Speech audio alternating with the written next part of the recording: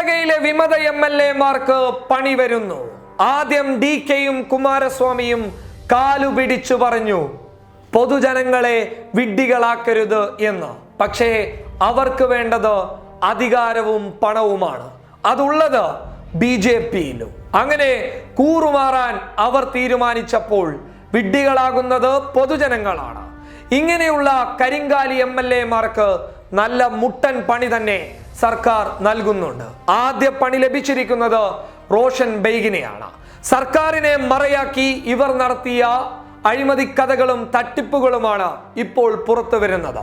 ബംഗളൂരുവിലെ കെമ്പഗൌഡ വിമാനത്താവളത്തിൽ പ്രത്യേക വിമാനത്തിൽ യെദ്യൂരപ്പയുടെ പേഴ്സണൽ സ്റ്റാഫായിട്ടുള്ള സന്തോഷിനോടൊപ്പം മുംബൈയിലെ വിമത MLA-മാർക്കൊപ്പം ചേർന്ന് BJPക്ക് അനുകൂലമായിട്ടുള്ള തീരുമാനമെടുക്കാൻ തീരുമാനിച്ച റോഷൻ ബെയ്ഗിന് കിട്ടിയത് 8ന്റെ പണി.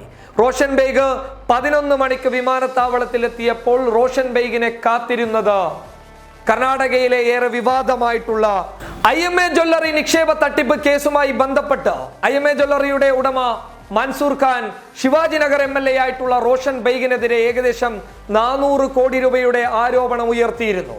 ഈ ആരോപണത്തിൽ കഴമ്പുണ്ടോ എന്ന് ചൂണ്ടിക്കാണിച്ചുകൊണ്ട് അന്വേഷണ സംഘം, പ്രത്യേക അന്വേഷണ സംഘമായിട്ടുള്ള SIT ശിവാജിനഗർ MLA റോഷൻ ബെയ്ഗിനോട് വ്യാഴാഴ്ച അന്വേഷണ സംഘത്തിന് മുന്നിൽ ഹാജരാകാൻ വേണ്ടിയിട്ട് നിർദ്ദേശിച്ചിരുന്നു. എന്നാൽ ഇത് ചെവികൊള്ളാതെ ബംഗളൂരുവിൽ നിന്ന് മുംബൈയിലേക്ക് പറന്നു പോകാമെന്ന് വിചാരിച്ച റോഷൻ ബെയ്ഗിന് ആദ്യ പണി കൊടുക്കുന്നത് അന്വേഷണ സംഘമാണ്.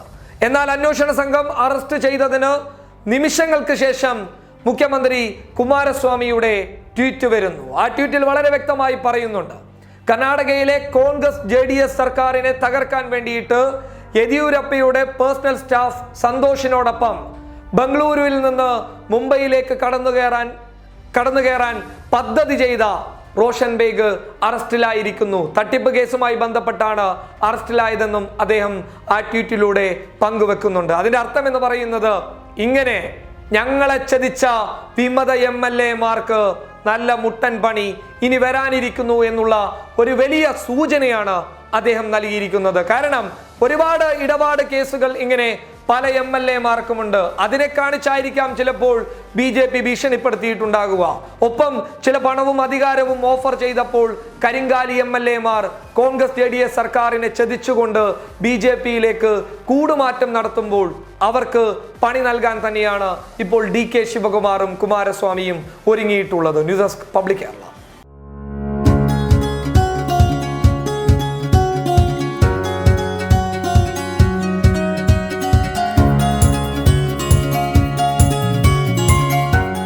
ഇനി സേവനങ്ങൾ വിരൽത്തുമ്പിൽ. Bismi home nursing service, Anangoor, Kasaragod.